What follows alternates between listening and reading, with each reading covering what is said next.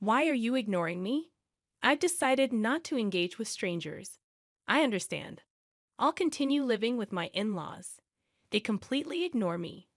I expected it from my mother-in-law, but I never imagined my father-in-law would treat me this way. There was a reason why the once kind in-laws had changed. It was because of my sister-in-law, who disliked me. With her return, our peaceful life together was completely upended. Don't regret it, okay? You think I'm going to regret this? Think again, jerk. I packed my bags and left my in-laws' house. Sure enough, just 3 days after I left, chaos broke out in their household. I met my husband at my workplace. He was in sales and frequently visited my office. I was his main contact. As we spent more time in meetings and discussions, I grew fond of him. He was a caring and kind man, tall and not necessarily handsome in the conventional sense, but he exuded a charismatic vibe. He was popular, but for some reason, he said he liked me, and we began dating. When we talked, he mentioned growing up in a typical family with parents and a sister. I lost my parents in an accident when I was young and grew up in an orphanage. It was a complex issue for me, but when we started dating, I quickly shared my background with him. He responded, "That must have been tough, but don't worry, I'll always be there for you." Soon after, he proposed.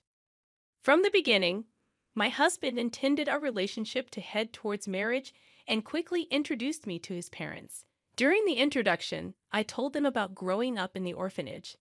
They listened attentively and reassured me that it wouldn't matter in our marriage. It made me very happy. Besides, they told me that being raised in an orphanage had nothing to do with being their daughter-in-law, which truly made me happy. Only my sister-in-law, being very attached to her brother, seemed taken aback, asking, "You grew up in an orphanage?" My husband had to reprimand her. In retrospect, she probably disliked me from our first meeting. I didn't give it much thought at that time, thinking we had just met. Before our marriage, my husband and I discussed moving in with his parents. We seriously considered it. But in the end, I decided not to quit my job. It turns out my husband was set to be transferred soon. I thought about quitting my job to move with him, but my career was going well, and I had just been given direct reports. We discussed it and decided he would move on his own after getting married. I wanted to savor that newly feeling for a bit. I even casually thought about visiting my husband during the long weekends for a little vacation feel. The idea of moving in with the in-laws so soon after marriage was a bit daunting, but my husband probably felt more at ease living with his parents. Plus, to put his ever-worried mother at ease, he probably wanted us to live together. Having lost my parents at a young age, I had always yearned for a family, so living with them wasn't an entirely unappealing idea. Plus, my in-laws had always treated me kindly, and I had grown fond of them. Balancing work and my duties as a daughter-in-law was challenging, but having a family made me happy and fulfilled. One day, my father-in-law approached me with an unexpected request. This would mark the beginning of the unraveling of our seemingly happy cohabitation. It was a time when my overly anxious mother-in-law, who tended to act domineering towards my father-in-law, was out shopping.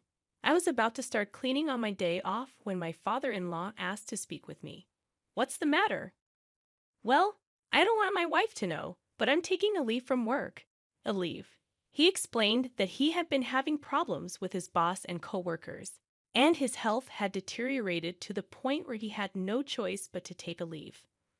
My mother-in-law is a good person, but she's always anxious and a bit neurotic, living with them. I began to notice her neurotic tendencies and how my father-in-law tiptoed around her to avoid upsetting her. He had always been on the slimmer side, but now that I think about it, he did seem to have lost some weight recently.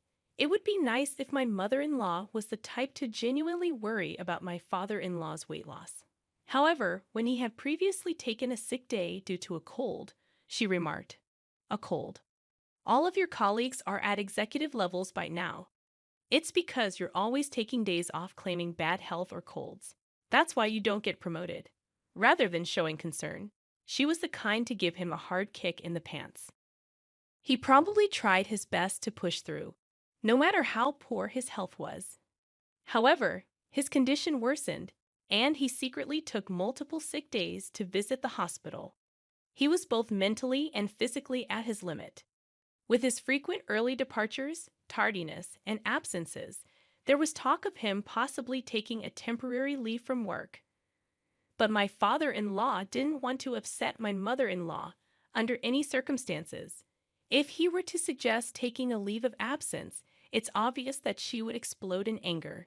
Besides, my father-in-law's salary wasn't that great, and he depended on his overtime pay. So taking a leave would mean he'd be making significantly less. If he told my husband, he'd probably end up telling my mother-in-law. So he approached me, asking if I could help with the living expenses. If I suggest taking a leave, she might even divorce me, he said. Hearing those words from him felt like a punch to the gut. I deeply appreciated my in-laws, who had warmly welcomed me without discriminating against my background of being raised in an institution. Determined to be supportive, I made up my mind to help him out during this tough time. Understood. I'll transfer money into your account every month. Please use it for living expenses. I'm truly sorry. I'll do my best to recover quickly and return to work. Thank you so much, he said. After that, my father-in-law pretended to go to work as usual, while I transferred money into his bank account, which he used for living expenses. My mother-in-law, being rather carefree, didn't meticulously check her bank statements or maintain a household ledger, so she never noticed my transfers. Pretending to go to work, he would visit a mental clinic or take walks in the serene mountains. Gradually, his complexion seemed to improve. I thought he might be returning to work soon, but then an unexpected event occurred. After a marital spat, my sister-in-law returned to her parental home. There's nothing like being home. I thought I'd go crazy if I had to stay with that idiot husband of mine. I'll be staying here for a while. Please prepare meals for me too. I was well aware from our first meeting that my sister-in-law didn't like me. During our family's first meeting, my husband was really upset because she was visibly displeased. During the wedding, she maintained a sour expression throughout and even told me point blank, "My brother looks so good, but you? It would have been better if he married someone prettier." She openly looked down on me, raised in an institution, saying it was embarrassing that I didn't have parents to present at the wedding. However, she got married earlier than us and had already moved out, so I thought our interactions would be limited. That's why I thought living with them would be okay.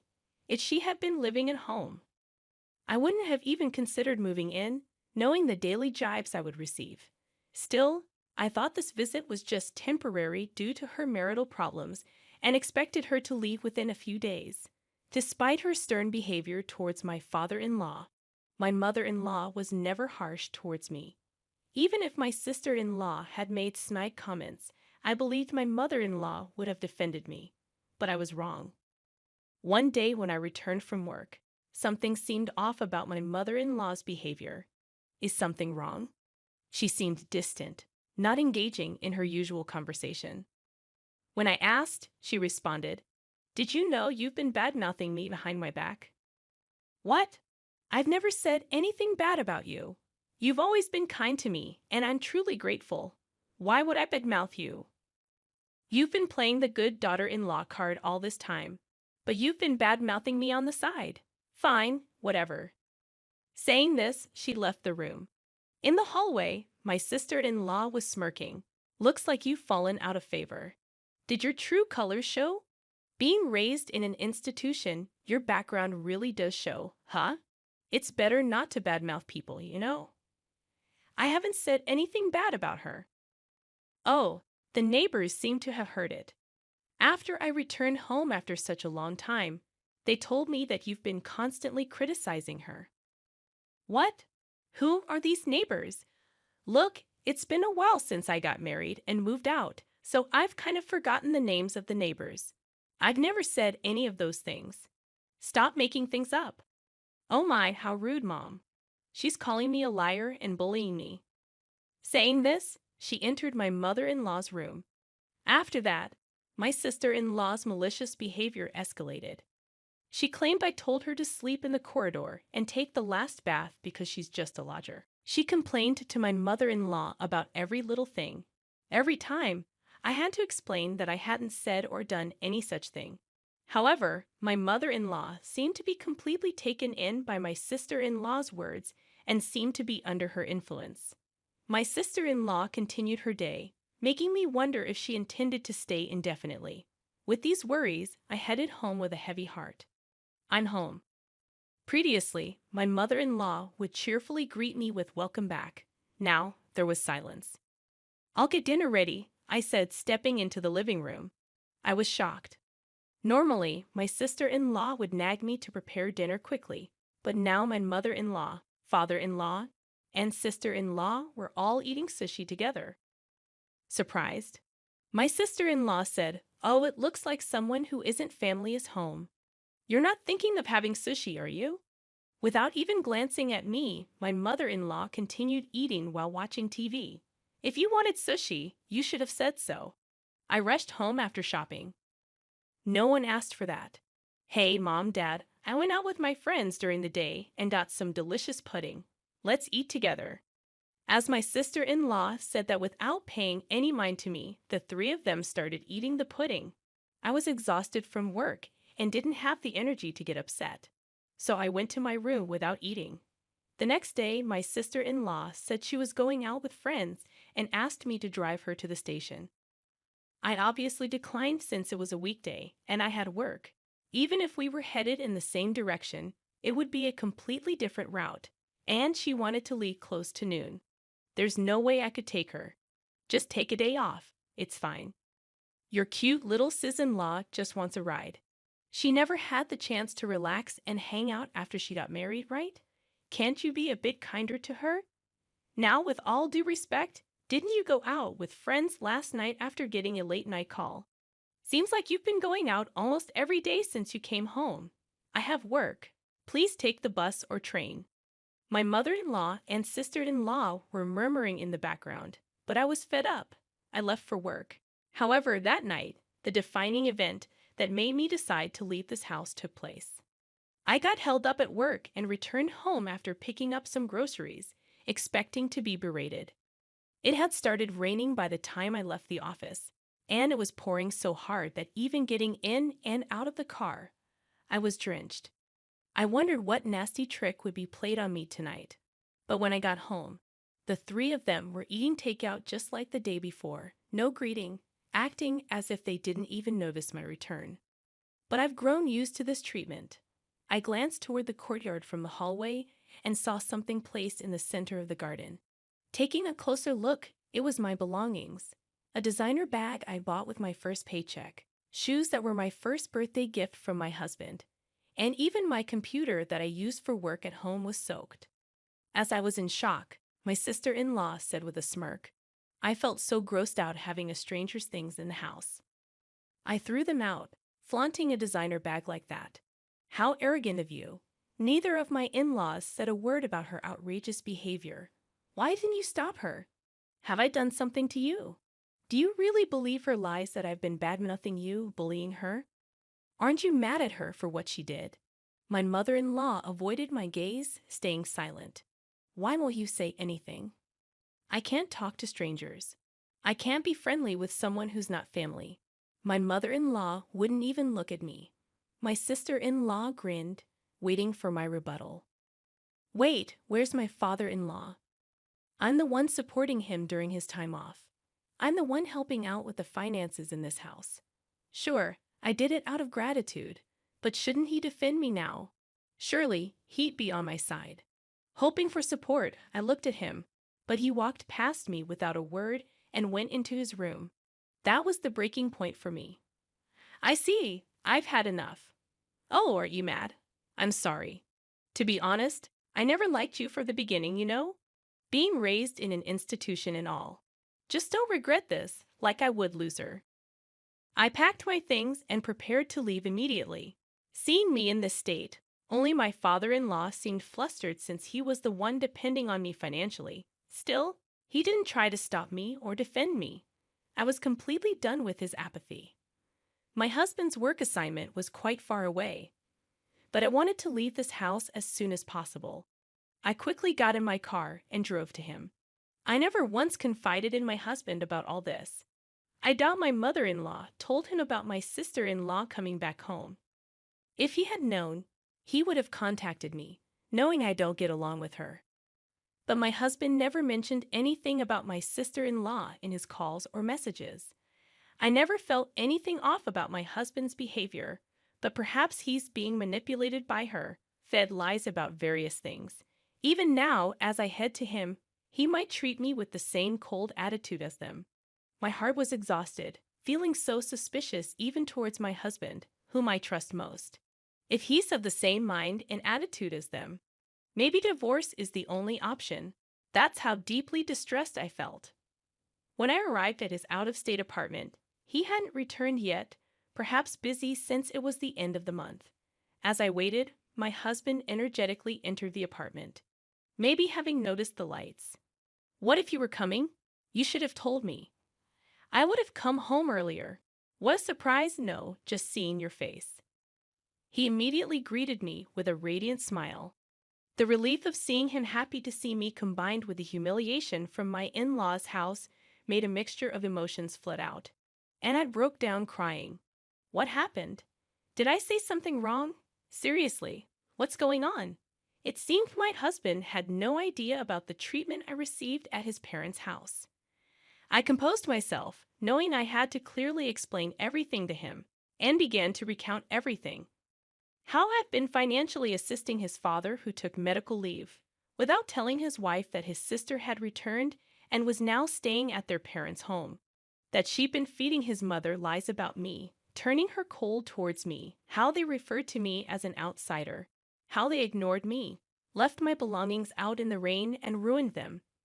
Through tears and pauses, I told him everything. Finally, I made it clear that I had no intention of ever returning to that house, and that if he couldn't agree with me on this, I'd want a divorce. My husband apologized for being too engrossed in his work and not checking in on me more often, regretting his family's behavior towards me. Of course, he told me I don't have to go back to his parents' house or even speak to them. Even if I ever forgave them, he was adamant about cutting ties with his parents and sister. He also promised not to provide any financial aid to his father anymore. That night, I felt truly relieved.